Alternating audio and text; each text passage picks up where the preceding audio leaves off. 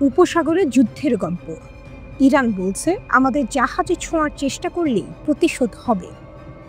উপসাগরের বাতাস যেন হঠাৎ ভারী হয়ে উঠেছে। যুক্তরাষ্ট্রের নজর এবার ইরানের তেলবাহী জাহাজগুলোর দিকে, আর তাতেই তেহরান জারি করেছে কঠোর হুঁশিয়ারি। আমাদের জাহাজে হাত দিলে সঙ্গে সঙ্গে জবাব দেওয়া হবে। লেবাননের সংবাদ মাধ্যম আল মায়াদিন জানিয়েছে, ইরান ইতিমধ্যেই যুক্তরাষ্ট্রের সন্দেহজনক সামুদ্রিক নড়াচড়া শনাক্ত করেছে। ওয়াশিংটন নাকি ইরানের তেলবাহী জাহাজ আটকানোর পরিকল্পনা করছে, নামমাত্র অজুহাত নিষেধাজ্ঞা। কিন্তু তেহরান এটিকে দেখছে অর্থনৈতিক যুদ্ধ হিসেবে, যা তাদের বাণিজ্য পথ অস্থিতিশীল করতে চায়। ইরানের বার্তা স্পষ্ট, আমাদের জাহাজ বা জলসীমায় কোনো উস্কানি মানে যুদ্ধ ঘোষণা। ইরানের প্রস্তুতি। ইরানি বিপ্লবী গার্ড IRGC এবং সামরিক নৌবাহিনী ইতিমধ্যেই পারস্য উপসাগর ও ওমান সাগরে সর্বোচ্চ সতর্কতায় আছে। উপসাগরীয় ক্ষেপণাস্ত্র ঘাঁটিগুলো প্রস্তুত রাখা হয়েছে, যেন মার্কিন নৌবহর সীমা অতিক্রম করলেই সঙ্গে সঙ্গে পাল্টা হামলা চালানো যায়। একজন ইরানি সামরিক কর্মকর্তা বলেন, আমাদের ক্ষেপণাস্ত্রগুলো শুধু প্রদর্শনের জন্য নয়, প্রতিটি নৌবন্দরে এখন যুদ্ধের প্রস্তুতি। ইরান আরও সতর্ক করেছে তার আঞ্চলিক মিত্রদের, কেউ যদি যুক্তরাষ্ট্রকে সাহায্য করে ইরানি জাহাজ থামানোর চেষ্টায়, তবে তারও জবাব দেওয়া হবে। ইরান আরও সতর্ক করেছে তার আঞ্চলিক মিত্রদের, কেউ যদি যুক্তরাষ্ট্রকে সাহায্য করে ইরানি জাহাজ থামানোর চেষ্টায়, তবে তারও জবাব দেওয়া হবে। যুক্তরাষ্ট্রের নতুন পরিকল্পনা। বিভিন্ন আন্তর্জাতিক সূত্র বলছে, যুক্তরাষ্ট্র স্ন্যাপব্যাক নিষেধাজ্ঞা এবং প্রলিফারেশন সিকিউরিটি ইনিশিয়েটিভ PSI কাঠামোর আড়ালে ইরানের তেল রপ্তানি রুদ্ধ করার চেষ্টা করছে। তাদের লক্ষ্য ইরানের তেল আয় রোধ করে তেহরানের অর্থনীতি চেপে ধরা। ওয়াশিংটন নাকি সৌদি আরব, সংযুক্ত আরব আমিরাত এবং বাহরাইনকে চাপ দিচ্ছে, যেন তারা যুক্তরাষ্ট্রের নেতৃত্বাধীন একটি নৌবাহিনী জোটে যোগ দেয়। কিন্তু আল মায়াদিন বলছে, অনেক আঞ্চলিক দেশ এই অভিযানে যোগ দিতে অনিচ্ছুক, কারণ সবাই জানে ইরানের সঙ্গে সরাসরি সংঘাতে জড়ানো মানে পুরো উপসাগরকে আগুনে পরিণত করা। ইরানের শক্তি ও বার্তা। ইরানের নৌ ক্ষমতা এখন আগের যে কোনো সময়ের চেয়ে বেশি। আধুনিক ড্রোন, জাহাজ বিধ্বংসী ক্ষেপণাস্ত্র ও সমুদ্রভিত্তিক রাডার সিস্টেম দিয়ে তেহরান তৈরি করেছে এক অদৃশ্য ঢাল, যা পারস্য উপসাগরের ওপর ছায়া ফেলেছে। তেহরান বলছে, আমাদের জাহাজ শুধু তেল বহন করে না, তারা ইরানের মর্যাদাও বহন করে। যারা তা থামাতে চাইবে তাদের মুখোমুখি হতে হবে ইরানের লোহার মুষ্টির। বিশ্লেষকরা বলছেন, এটি কেবল তেল পরিবহন নিয়ে টানাপোড়েন নয়, এটি আসলে শক্তি প্রদর্শনের নতুন অধ্যায়। যুক্তরাষ্ট্র দেখাতে চায় সে এখনও উপসাগরের প্রভু, আর ইরান প্রমাণ করতে চায় এই সমুদ্র এখন তার প্রতিরোধের দুর্গ। যখন মার্কিন যুদ্ধজাহাজ এগিয়ে আসছে, তখন পারস্য উপসাগরের প্রতিটি ঢেউ যেন ইরানের কণ্ঠে ফিসফিস করে বলছে, আমাদের সমুদ্র, আমাদের সার্বভৌমত্ব, কেউ ছুঁয়ে দেখার সাহস করো না। এ যেন নিঃশব্দ এক যুদ্ধের প্রাণধ্বনি, যেখানে এক পাশে মার্কিন নিষেধাজ্ঞা আর অন্য পাশে ইরানের অদম্য আত্মসম্মান। কে জিতবে এই লড়াই? এখন তা নির্ভর করছে কে আগে গুলি চালায় সেই উত্তপ্ত সমুদ্রের বুকে।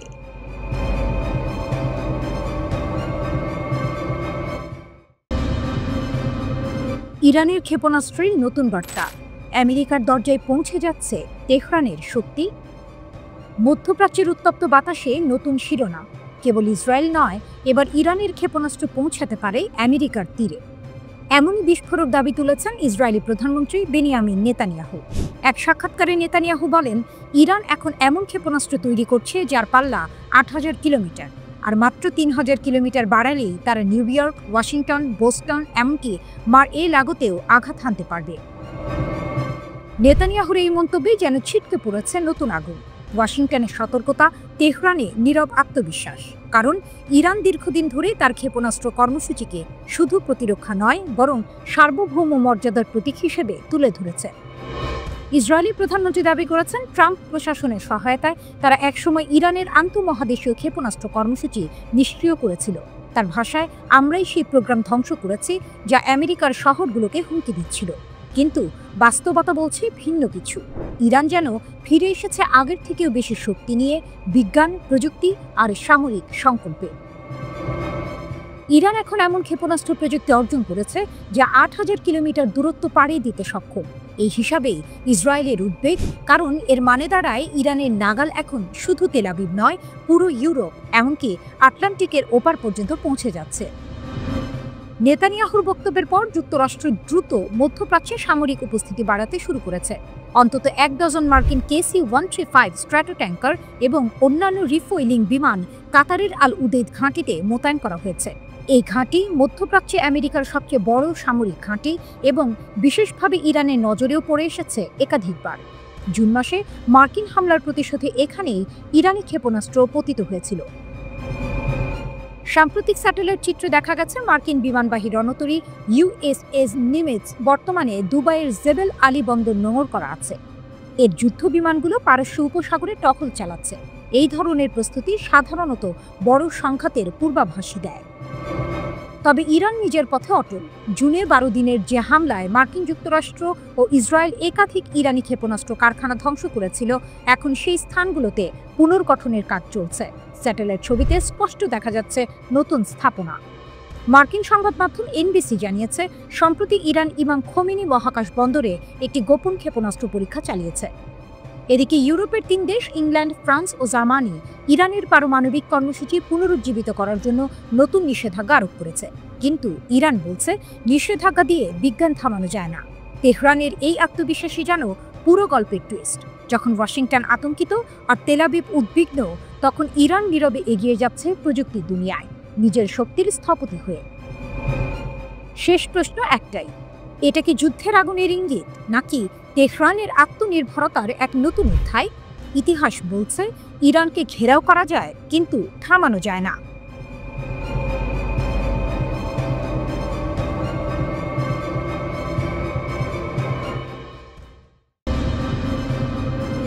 ইসরায়েল সংশ্লিষ্টদের ফাঁসি, গুপ্তচরবৃত্তি ইস্যুতে ইরানের কঠোর বার্তা। তেহরানের আকাশে আবারও ঝুলছে ভয় এবং শক্তির মিশেল। একদিকে যুদ্ধের উত্তাপ, অন্যদিকে গুপ্তচরবৃত্তির জালে শিকার ইরান। আর সেই আগুনে ইসরায়েল সংশ্লিষ্টদের ফাঁসিতে ঝুলিয়ে যেন ইরান জানিয়ে দিল, আমরাই আইন, আমরাই শাসন। ইরানের রাষ্ট্রীয় সংবাদ মাধ্যম মেহর নিউজ এজেন্সি জানিয়েছে, খুজেস্তান প্রদেশে ৬ জন বিচ্ছিন্নতাবাদীকে মৃত্যুদণ্ড কার্যকর করেছে ইরান।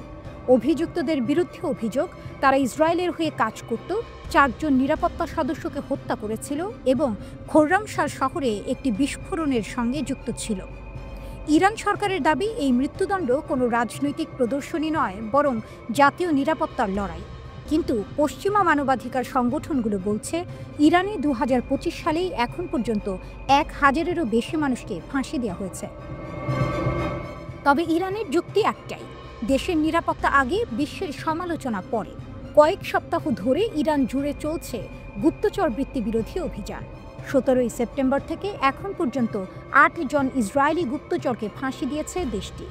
তাদের একজন বাহমান চুবিয়াল। এপির প্রতিবেদনে বলা হয়েছে, চুবিয়াল ইরানের টেলিকম খাতে কাজ করতেন এবং ইসরায়েলের গোয়েন্দা সংস্থা মোসাদের সঙ্গে যোগাযোগের অভিযোগ ছিল তার বিরুদ্ধে।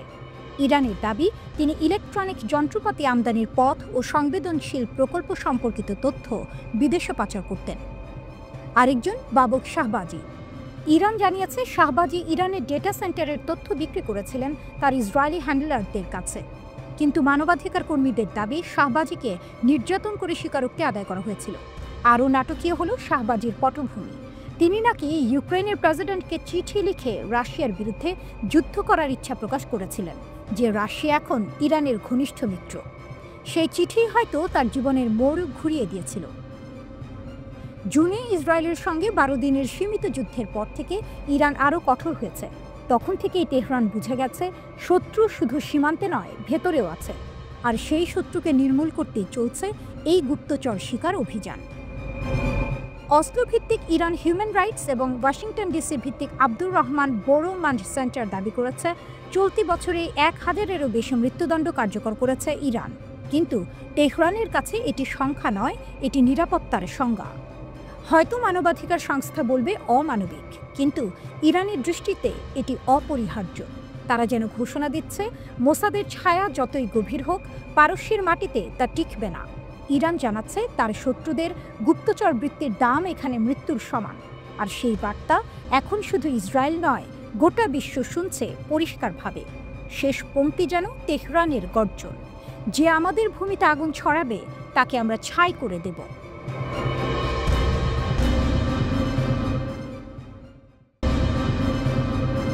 ট্রাম্পের প্রতি ইরানের তীব্র হুঁশিয়ারি, সমুদ্রে শত্রুর যে কোনো নড়াচড়ায় আসবে জবাব। পারস্য উপসাগরের গর্জন যেন এক নতুন অধ্যায়ের সূচনা। ইরানের বিপ্লবী গার্ড IRGC প্রধান মেজর জেনারেল মোহাম্মদ পাকপুরের কণ্ঠে এখন আগুন। সরাসরি সতর্কবার্তা দিলেন ট্রাম্প ও নেতানিয়াহুকে, শত্রুদের যে কোনো পদক্ষেপেরই জোরালো প্রতিক্রিয়া দেওয়া হবে। মধ্যপ্রাচ্যে যখন মার্কিন নৌবহর আর যুদ্ধ বিমানগুলোর চলাচল বেড়ে গেছে, যখন ইসরায়েলি আক্রমণের আশঙ্কা নতুন করে মাথাচাড়া দিচ্ছে, ঠিক তখনই তেহরান জানালো ইরান প্রস্তুত। পারস্য উপসাগরে পাকপুরের সফর, প্রস্তুতির ঝলক। IRGC কমান্ডার পাকপুর সম্প্রতি পারস্য উপসাগরে যান। সেখানে নৌবাহিনীর ঘাঁটিতে গিয়ে সৈন্যদের সঙ্গে কথা বলেন, পর্যালোচনা করেন যুদ্ধ প্রস্তুতি। ইরানি সরকারি সংবাদ মাধ্যম জানায়, সফরে পাকপুর সৈন্যদের আত্মবিশ্বাসে অভিভূত হন। তিনি বলেন, 12 দিনের আরোপিত যুদ্ধে ইরানের সশস্ত্র বাহিনী ইহুদিবাদী শাসন ও যুক্তরাষ্ট্রকে হাঁটু গেড়ে বসতে বাধ্য করেছিল। এ ছিল এক প্রতীকী লড়াই, যেখানে প্রযুক্তি নয়, সাহস আর আধ্যাত্মিক বিশ্বাসী জয় এনে দিয়েছিল ইরানকে। শত্রুদের যে কোনো নড়াচড়া জবাব পাবে, পাকপুরের যুদ্ধের ঘোষণা। পাকপুরের ভাষায়, সমুদ্রে যদি শত্রুদের সামান্য নড়াচড়াও দেখা যায়, IRGC নৌবাহিনী পূর্ণ প্রস্তুতিতে জবাব দেবে। তার এই বক্তব্য এখন পুরো অঞ্চলে আলোচনার কেন্দ্রবিন্দু, কারণ এর আগেই যুক্তরাষ্ট্র মধ্যপ্রাচ্যে যুদ্ধ জাহাজ মোতায়েন করেছে, আর ইসরায়েল বারবার বলেছে তারা ইরানের পারমাণবিক স্থাপনায় নতুন হামলার জন্য প্রস্তুত। কিন্তু তেহরানের প্রতিক্রিয়া ছিল ভিন্ন। হুঁশিয়ারি নয়, ঘোষণা। ইরান জানিয়ে দিল, এবার প্রতিরক্ষা নয়, প্রতিশোধী হবে উত্তর। ইরানের শক্তির প্রতিফলন, ড্রোন, মিসাইল ও মনোবল। 13 জুন ইসরায়েল যখন ইরানের পারমাণবিক স্থাপনায় হামলা চালায়, তখন অনেকেই ভেবেছিল এবার ইরান হয়তো নীরব থাকবে। কিন্তু ইতিহাসের পাতায় সেই ধারণা মুছে দিল ইরানের প্রতিক্রিয়া। তারা একযোগে ডজন খানেক হাইপারসনিক ব্যালিস্টিক মিসাইল ছুড়ে দেয়। লক্ষ্য ছিল তেল আবিব, হাইফা, বেরশেবা। আকাশ কাঁপিয়ে ওঠে। ইসরায়েলের লৌহ গম্বুজ ছিঁড়ে বেরিয়ে আসে আগুনের লেলিহান শিখা।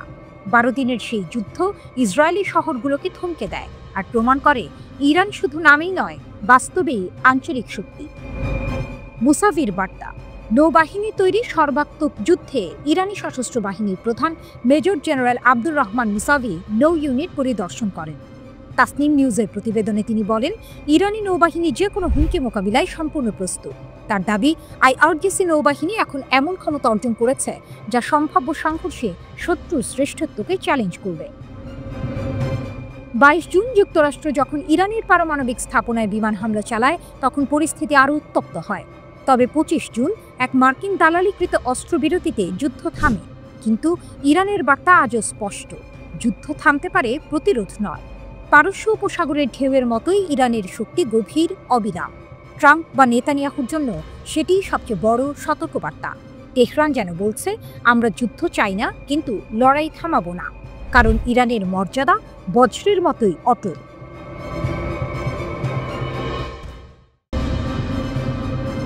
ইরানের হাতে আসছে রাশিয়ার Su-35। মধ্যপ্রাচ্যে উত্তাপ ক্রমেই বাড়ছে। একদিকে যুদ্ধবিধ্বস্ত গাজা, অন্যদিকে তেল আবিব। আর এই উত্তপ্ত প্রেক্ষাপটে রাশিয়া এমন একটি সিদ্ধান্ত নিল যা পুরো অঞ্চলের কৌশলিক ভারসাম্য পাল্টে দিতে পারে। সম্প্রতি ফাঁস হওয়া এক গোপন নথি বলছে, রাশিয়া ইরানকে দিচ্ছে ভয়ঙ্কর অস্ত্র, যা শুধু ইসরায়েলের জন্য হুমকি নয়, বরং এক দুঃস্বপ্ন। জুন মাসে ইসরায়েলের আকস্মিক হামলার জবাব দিয়েছিল শক্তিশালী ইরান।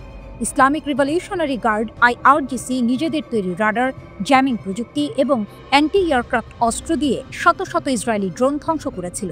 তবু যুদ্ধের শেষে ইরান বুঝেছিল, আধুনিক যুদ্ধ বিমান ও উন্নত রাডার ছাড়া আকাশে আধিপত্য পাওয়া কঠিন। তাই শুরু হলো নতুন প্রস্তুতি, আর সেই প্রস্তুতির কেন্দ্রবিন্দুতে রাশিয়ার হাত রয়েছে।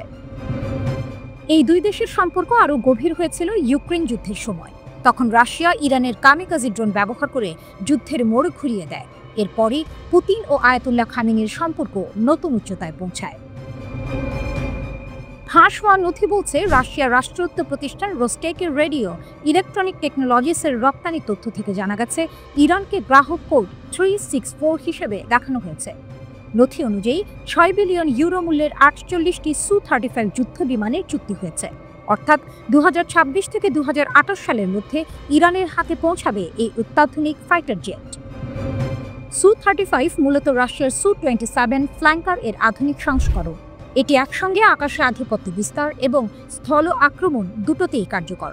টার্বোফ্যান ইঞ্জিন এবং দুর্দান্ত গতিশীলতা দিয়ে এটি যে কোনো প্রতিপক্ষকে চমকে দিতে সক্ষম। চমক লাগার বিষয় হলো রাশিয়া শুধু রপ্তানি নয়, ইরানে তৈরি বা সংযোজনের পরিকল্পনা দিয়েছে। 2024 সালের শুরু থেকেই রাশিয়ার সুখোই ও KIET-র প্রকৌশলীরা ইরানে অবস্থান করছেন। তারা সম্ভাব্য সংযোজন প্রকল্পের তদারকি করছেন। এভাবে ইরান ভবিষ্যতে 48 থেকে 72টি ফাইটার জেট নিজ দেশে তৈরি করতে পারবে। এটি 1970-এর দশকের পর প্রথম আধুনিক ফাইটার উৎপাদন প্রকল্প। ইরানের বর্তমান বিমান বহর পুরনো মার্কিন F-4 ফ্যান্টম 2, F-5 টাইগার 2 এবং অল্প সংখ্যক F-14 টমক্যাটের ওপর নির্ভরশীল। সু-35 আসলে এই পরিস্থিতিকে পুরোপুরি বদলে দেবে।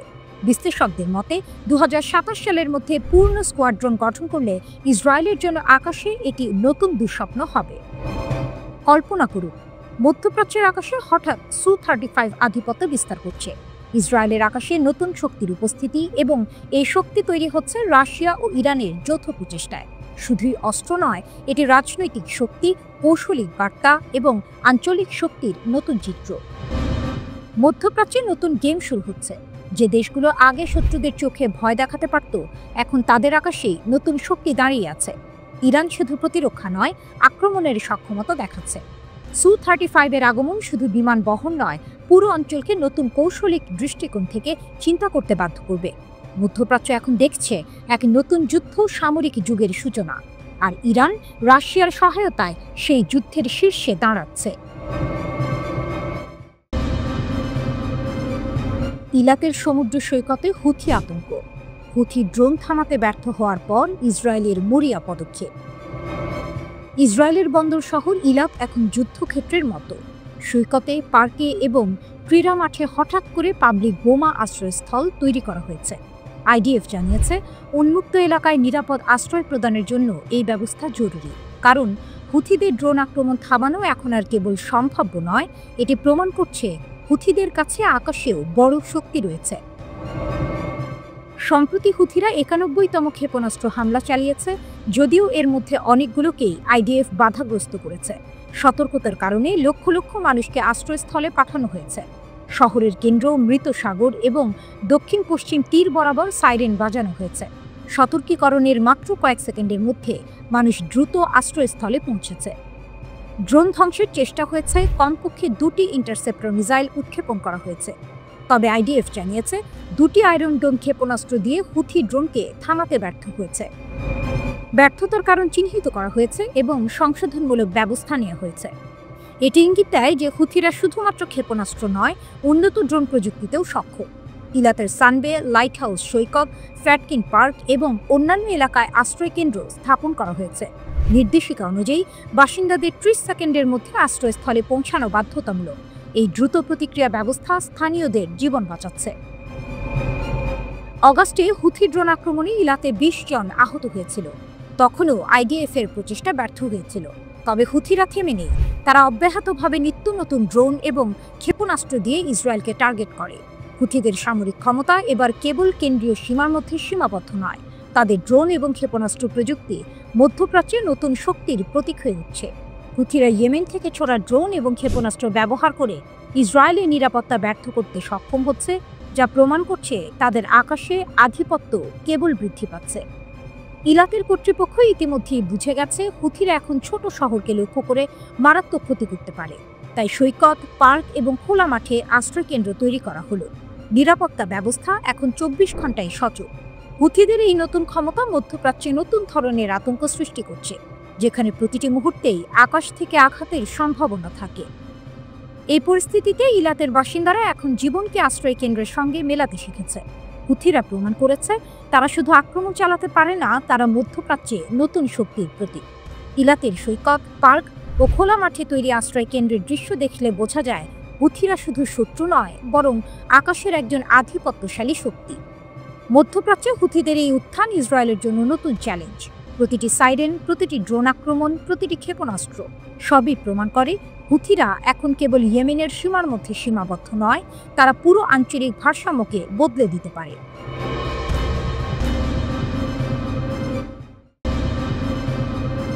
টমাহক পাঠালে সম্পর্ক শেষ, ট্রাম্পকে পুতিনের চূড়ান্ত হুমকি।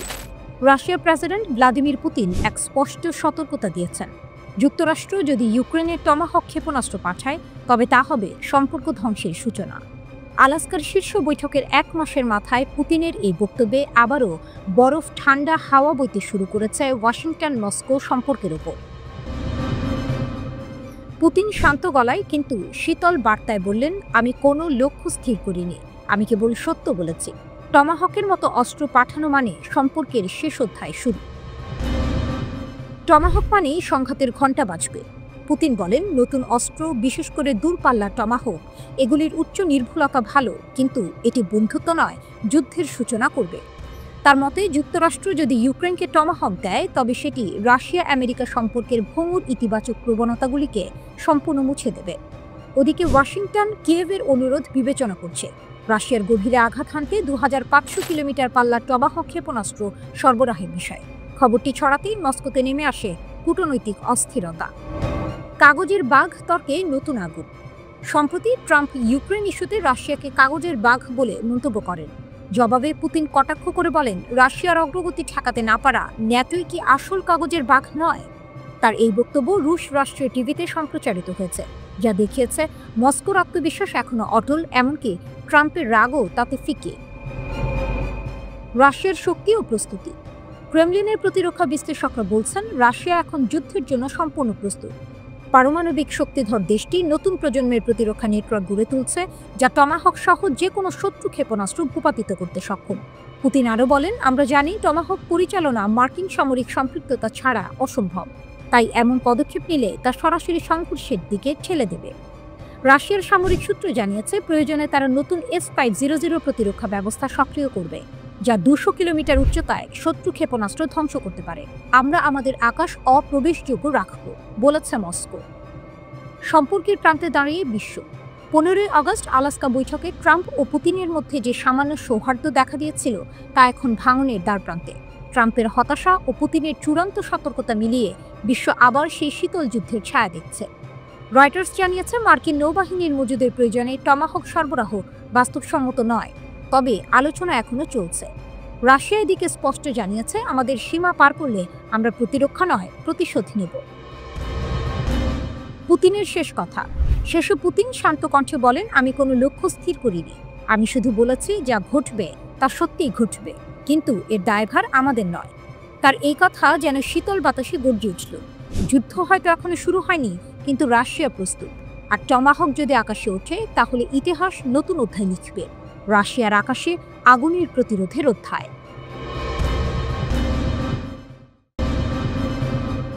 ইরানের দিকে ফের ঝুঁকছে ইসরায়েল। ট্রাম্পের নিষেধ উপেক্ষা করে নতুন সংঘাতের আভাস। মধ্যপ্রাচ্যের বাতাসে আবারও যুদ্ধের গন্ধ। গাজার আলোচনায় স্থবিরতা আর তেহরানের দিকে ইঙ্গিতপূর্ণ দৃষ্টি। ইসরায়েল কি আবারও আগুন জ্বালাতে চলেছে? এভিগডর লাইবারম্যানের সাম্প্রতিক মন্তব্য যেন সেই সন্দেহকেই উস্কে দিয়েছে। রাশিয়ান সংবাদ মাধ্যম রাশিয়া টুডে জানিয়েছে, লাইবারম্যান ইসরায়েলিদের সতর্ক করেছেন আশ্চর্যজনক এক আক্রমণের সম্ভাবনা নিয়ে। তিনি নাগরিকদের পরামর্শ দিয়েছেন সুরক্ষিত স্থানের কাছাকাছি থাকতে। তার ভাষায়, ইরানিরা অত্যন্ত মনোযোগীভাবে কাজ করছে, তারা নিজেদের প্রতিরক্ষা ও সামরিক সক্ষমতা ক্রমাগত শক্তিশালী করছে। এই বক্তব্য এমন এক সময় এলো যখন মাত্র একদিন আগে ইরান ঘোষণা দিয়েছিল তারা পারমাণবিক অস্ত্র চায় না। ইরানের সর্বোচ্চ নেতা আয়াতুল্লাহ আলী খামেনি স্পষ্ট করেছেন, আমরা গণবিধ্বংসী অস্ত্রের পক্ষে নই, এটি একটি ধর্মীয় বিশ্বাস ও ফতোয়া, আমরা কখনোই পারমাণবিক অস্ত্র অনুসরণ করিনি, করবও না। তবুও বিশ্বজুড়ে সন্দেহের মেঘ ঘনীভূত। জাতিসংঘ গত মাসে ইরানের বিরুদ্ধে নতুন করে নিষেধাজ্ঞা জারি করেছে তার পারমাণবিক কর্মসূচির কারণে।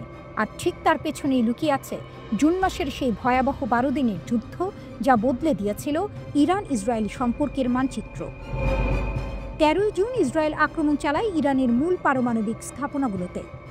হামলায় নিহত হন একাধিক শীর্ষ ইরানি জেনারেল, কিন্তু ইরান থেমে থাকেনি। প্রতিশোধের আগুনে তেহরান জবাব দেয় আকাশ জোড়া ড্রোন ও ব্যালিস্টিক ক্ষেপণাস্ত্র বৃষ্টিতে যা ইসরায়েলের প্রতিরক্ষা ভেদ করে ঢুকে যায়। পশ্চিমা সামরিক বিশ্লেষকেরা একে বলেছিলেন এক নতুন যুগের সূচনা, যেখানে ইরানের ড্রোন প্রযুক্তি ইসরায়েলের আয়রন ডোমকে অকার্যকর করে দেয় কয়েক ঘন্টার মধ্যেই। 22 জুন পরিস্থিতি এতটাই উত্তপ্ত হয় যে যুক্তরাষ্ট্র সরাসরি যুদ্ধে জড়িয়ে পড়ে। অপারেশন মিডনাইট হ্যামার নামের গোপন অভিযানে মার্কিন যুদ্ধবিমান বোমা বর্ষণ করে নাতানজ, ফার্দো ও ইস্পাহানের ইরানি পারমাণবিক স্থাপনাগুলিতে। এরপর জাতিসংঘে বক্তৃতা দিতে গিয়ে ইসরায়েলি প্রধানমন্ত্রী বেনিয়ামিন নেতানিয়াহু ট্রাম্পকে ধন্যবাদ জানিয়ে বলেন, ইরানের সঙ্গে 12 দিনের যুদ্ধ, আমি যেটাকে বলি অপারেশন রাইজিং লায়ন, ইতিহাসে চিরস্মরণীয় হয়ে থাকবে। আমাদের সাহসী পাইলটরা তেহরানের আকাশ দখল করেছিল। মার্কিন B-2 পাইলটদের সঙ্গে মিলে তারা ইরানের পারমাণবিক কেন্দ্র ধ্বংস করে দেয়। কিন্তু এই আত্মবিশ্বাসী ভাষণের অন্তরালে রয়েছে এক ভয়াবহ বাস্তবতা। সেই যুদ্ধের পর থেকেই ইরান আগের চেয়ে আরও শক্তিশালী, আরও প্রস্তুত। তাদের ড্রোন, ক্ষেপণাস্ত্র ও সাইবার প্রতিরক্ষা ব্যবস্থা এখন মধ্যপ্রাচ্যের অন্যতম ভয়ঙ্কর শক্তি। শেষ পর্যন্ত ট্রাম্পের মধ্যস্থতায় যুদ্ধবিরতি হলেও বাস্তবে আগুন এখনও নিভে যায়নি। এখন আবারও ইসরায়েলি রাজনীতিতে যখন অস্থিরতা, গাজার আলোচনায় স্থবিরতা, তখন লাইবারম্যানের আশ্চর্যজনক আক্রমণ মন্তব্য যেন নতুন এক ঘূর্ণিঝড়ের ইঙ্গিত দিচ্ছে। তেহরানের বার্তাটি স্পষ্ট, যে হাত ইরানের দিকে উঠবে তাকে আমরা ইতিহাসে পরিণত করব। ইরান আজ শুধু প্রতিরোধের নাম নয়, বরং মধ্যপ্রাচ্যের মাটিতে এক নতুন শক্তির প্রতীক। আর সেটিই হয়তো ইসরায়েলকে আবারও দ্বিধায় ফেলেছে।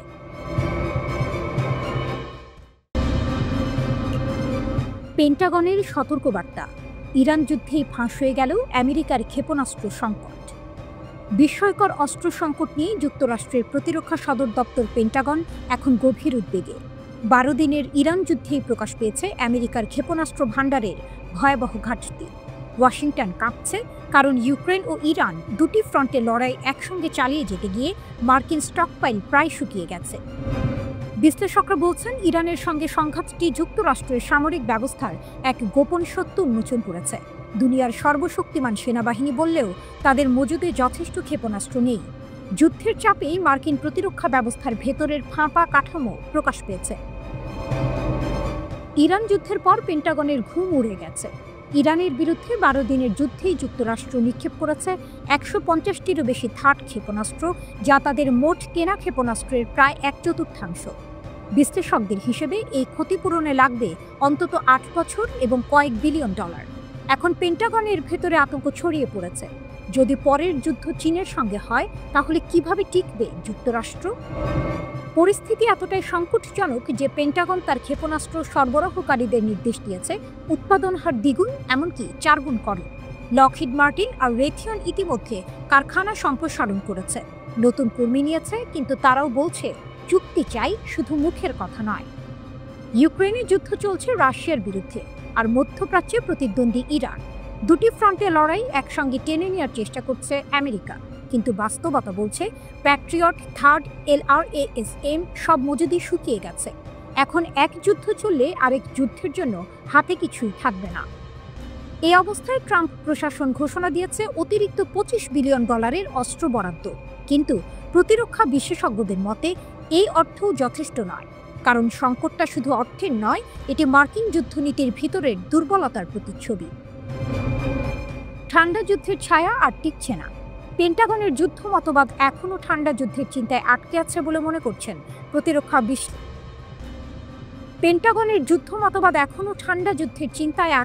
বলে মনে করছেন প্রতিরক্ষা বিশ্লেষকরা। তারা বলছেন, আজকের যুদ্ধ ড্রোন, ইলেকট্রনিক জ্যামিং ও মিসাইল বৃষ্টির লড়াই, কিন্তু আমেরিকা এখনো পুরনো কৌশলে বন্দী। ইরান যুদ্ধ সেই পুরনো মানসিকতার পর্দা ছিঁড়ে দিয়েছে। আধুনিক যুদ্ধক্ষেত্রে ইরানের প্রতিরক্ষা ব্যবস্থা, ড্রোন ও ক্ষেপণাস্ত্র প্রযুক্তি মার্কিন আকাশ প্রতিরক্ষাকে চ্যালেঞ্জ করেছে।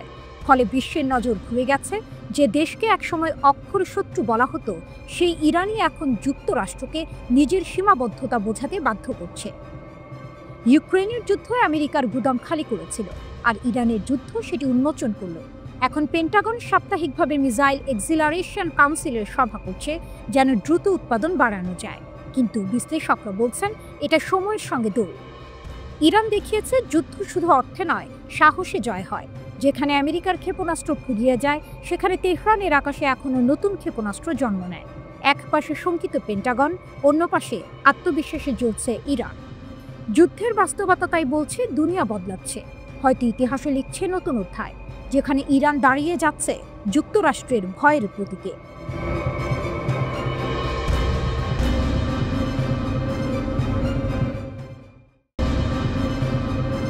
নিষেধাজ্ঞার মাঝেও মহাকাশে ইরানের গর্জন, চাবাহার থেকে শুরু এক নতুন যুগের ঘোষণা। একদিকে পশ্চিমা নিষেধাজ্ঞার ভার, অন্যদিকে ইরানের চোখে আকাশ ছোঁয়ার স্বপ্ন। ঠিক সেই মুহূর্তে তেহরান এমন এক ঘোষণা দিল যা যেন পৃথিবীর মাধ্যাকর্ষণকেও চ্যালেঞ্জ জানিয়ে বলল, আমরা থামব না।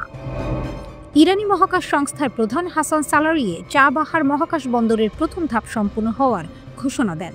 এটি এমন এক স্পেসপোর্ট যা কঠিন জ্বালানি চালিত রকেট উৎক্ষেপণের জন্য প্রস্তুত। প্রেস টিভিকে তিনি জানান, উদ্বোধনী উৎক্ষেপণের প্রস্তুতি এখন পুরো দমে চলছে।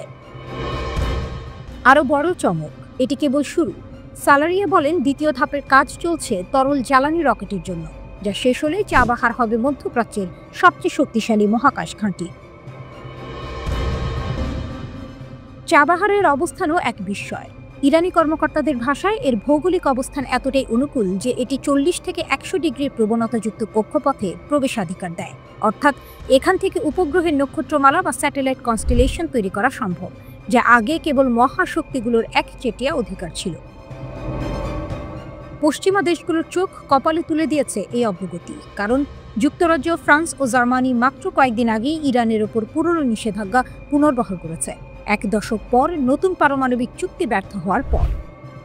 কিন্তু নিষেধাজ্ঞা যতই ঘন হোক, ইরানের আকাশে উত্থান থেমে থাকেনি। ইরানের মহাকাশ পরিকল্পনা এখন এক মহাকাব্য। সালারিয়ে জানিয়েছেন, জাফর 2 এবং পায়া নামের 2টি দূরবর্তী সংবেদনশীল উপগ্রহ আগামী মাসগুলোতে উৎক্ষেপিত হবে। এর সঙ্গে নাহিদ 2 উঠবে ইরানের নিজস্ব সিমর্গ রকেটে, আর শহীদ সোলাইমানি প্রকল্পের অধীনে আসছে আরও একাধিক পরীক্ষামূলক স্যাটেলাইট। সবচেয়ে চমকপ্রদ অংশ, ইরান এখন চীনের চাঁদ অভিযানে যোগ দিয়েছে।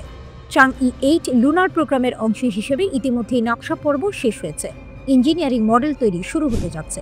অর্থাৎ ইরানের পতাকা এবার উঠবে চাঁদের পথে। সেই সঙ্গে চলছে নতুন প্রজন্মের গবেষণা, ক্যাপসুল তৈরির কাজ, যা জীবন্ত প্রাণীর ওপর বিকিরণ, তাপমাত্রা ও চাপের প্রভাব পরীক্ষা করতে পারবে।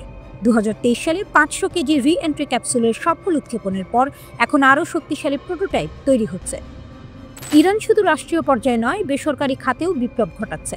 কাউসার 2 নামের স্যাটেলাইটটি 4 মিটার রেজলিউশনের ছবি তুলতে সক্ষম, আর এটি তৈরি করেছে ইরানের বেসরকারি কোম্পানি।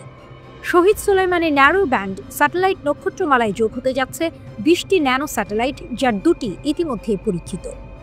ইরানের কর্মকর্তারা জানান, একাডেমিক প্রতিষ্ঠান ও প্রযুক্তি কোম্পানিগুলোকেও এখন স্যাটেলাইট নির্মাণে সরাসরি অংশগ্রহণের সুযোগ দেওয়া হবে। তাদের চোখে এটি কেবল একটি বিজ্ঞান যাত্রা নয়, এক জাতীয় আত্মনির্ভরতার ঘোষণা। নিষেধাজ্ঞার দেয়াল যতই উঁচু হোক, ইরানের বিজ্ঞানীরা যেন এক একজন রকেট হয়ে তা ভেদ করছেন। তেহরানের জন্য চাবাহার এখন কেবল একটি মহাকাশ বন্দর নয়, বরং আকাশের সঙ্গে যুদ্ধের এক নতুন প্রতীক। আর পশ্চিমা বিশ্ব, তারা আবারও বুঝতে পারল, ইরানকে থামানো যায় না, কেবল আকাশের দিকে তাকিয়ে তার উত্থান দেখতে হয়।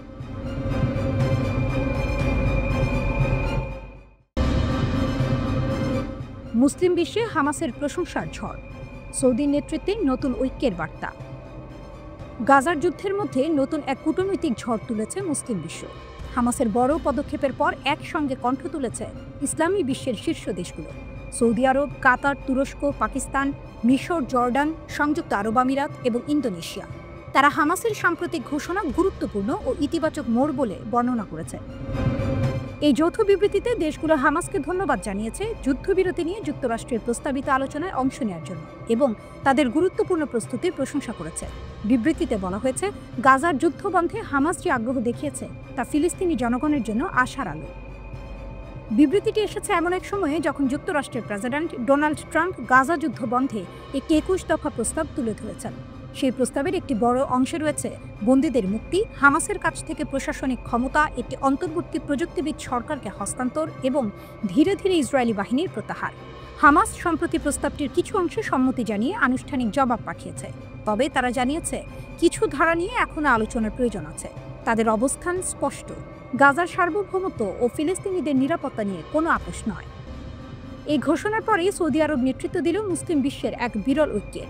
রিয়াদ থেকে শুরু হওয়া বার্তা বলছে, এখন সময় এসেছে ইসরায়েলকে গাজা থেকে সেনা প্রত্যাহার করতে হবে এবং ফিলিস্তিনি কর্তৃপক্ষকে সেখানে ফিরিয়ে আনতে হবে।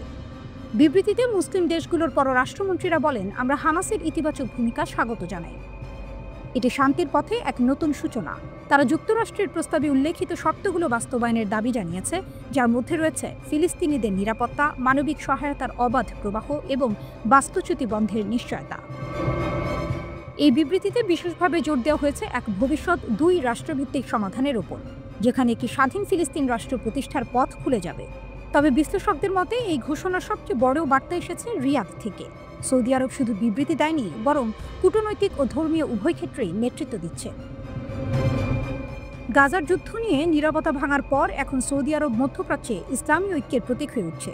একজন আঞ্চলিক বিশ্লেষক বলেন, যে মুহূর্তে পশ্চিমা জোট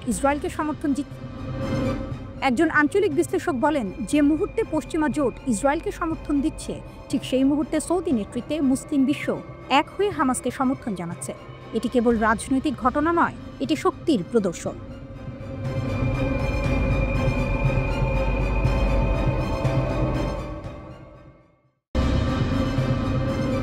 ইসরায়েলের দিকে ক্লাস্টার ওয়ারহেড মিসাইল ছুড়ল হুথি যোদ্ধারা। গাজা চুক্তির ভবিষ্যৎ অনিশ্চিত। মধ্যপ্রাচ্যের আকাশে আবারও দাউ দাউ আগুন। গাজার বুকে বোমা পড়ছে, আর ঠিক সেই সময় ইয়েমেন থেকে উড়ে এলো এক মারাত্মক বার্তা। ইসরায়েলের দিকে ছোড়া হলো ক্লাস্টার ওয়ারহেড যুক্ত ব্যালিস্টিক মিসাইল। আঘাত না লাগলেও আকাশ কাঁপিয়ে দিল সেই বিস্ফোরণের ছায়া। সকালে ইয়েমেনের রাজধানী সানা থেকে ইরান সমর্থিত হুথি যোদ্ধারা দাবি করেছে, তারা ফিলিস্তিনি জনগণের প্রতি সংহতি জানিয়ে ইসরায়েলি অধিকৃত জেরুজালেম অঞ্চলের সংবেদনশীল লক্ষ্যবস্তুতে হামলা চালিয়েছে।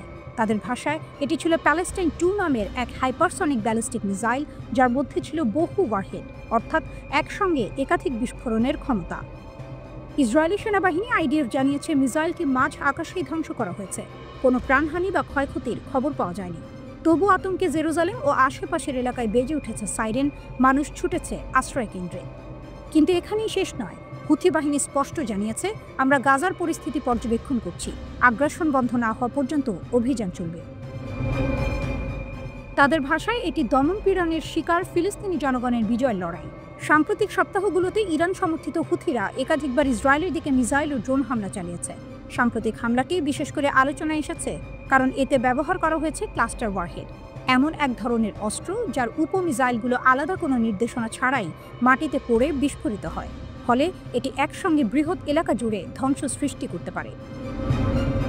বিশ্লেষকদের মতে এই হামলা শুধু সামরিক বার্তা নয়, এটি এক ধরনের রাজনৈতিক প্রতীকও। কারণ এমন এক সময় এই হামলা ঘটল যখন হামাস ও যুক্তরাষ্ট্রের মধ্যস্থতায় ইসরায়েল ও গাজার মধ্যে সম্ভাব্য যুদ্ধবিরতির আলোচনায় নতুন টানাপোড়েন শুরু হয়েছে। গাজা চুক্তির ভবিষ্যৎ ঝুলছে অনিশ্চয়তার দড়িতে, আর ঠিক তখনই ইয়েমেনের দিক থেকে এই আগুন ছুড়ে দিল হুথিরা। হুথি সামরিক মুখপাত্র এক বিবৃতিতে বলেন, আমাদের অভিযানের লক্ষ্য পূর্ণ হয়েছে। কোটি কোটি দখলদার জায়নিস্ট আশ্রয় নিতে ছুটেছে। গাজার অবরোধ ও হত্যাযজ্ঞ বন্ধ না হলে আমরা হামলা চালিয়ে যাব। এই বার্তায় শুধু ক্ষোভ নয়, স্পষ্ট হুঁশিয়ারিও লুকিয়ে আছে। গাজার প্রতিটি বোমা হুথিদের নতুন এক মিসাইল চালিয়ে দিচ্ছে। সৌদি আরবের প্রতিবেশী এই ইয়েমেন দীর্ঘদিন ধরে মধ্যপ্রাচ্যের সবচেয়ে জটিল যুদ্ধক্ষেত্র। কিন্তু এবার তারা যুদ্ধকে সীমান্তের বাইরেও টেনে নিয়েছে, সরাসরি ইসরায়েলের বিরুদ্ধে। যুদ্ধের আগুন তাই এখন শুধু গাজায় নয়, জেরুজালেমের আকাশেও। আর এই আগুনে হুথিরা যেন ঘোষণা দিচ্ছে, যতদিন গাজা জ্বলবে ইয়েমেনের আগুনও নিভবে না।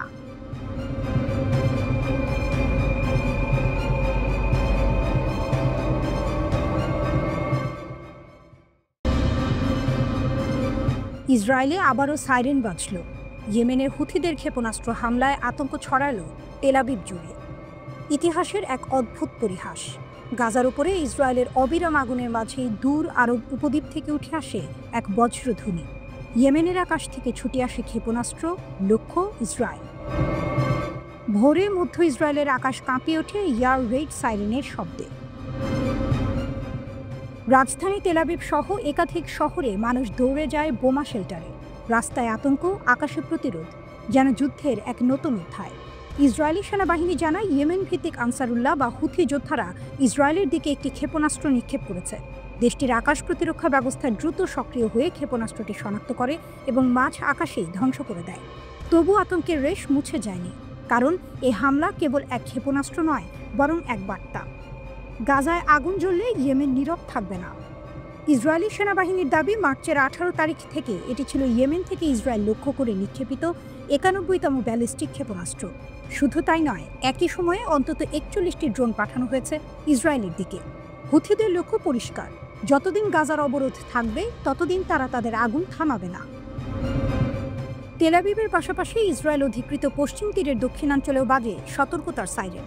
ইসরায়েলি সংবাদ মাধ্যম টাইমস অফ ইসরায়েল জানায়, এখন পর্যন্ত কোনো ক্ষয়ক্ষতির খবর পাওয়া যায়নি, কিন্তু আতঙ্কের ঢেউ ছড়িয়ে পড়েছে ইসরায়েলি জনমনে।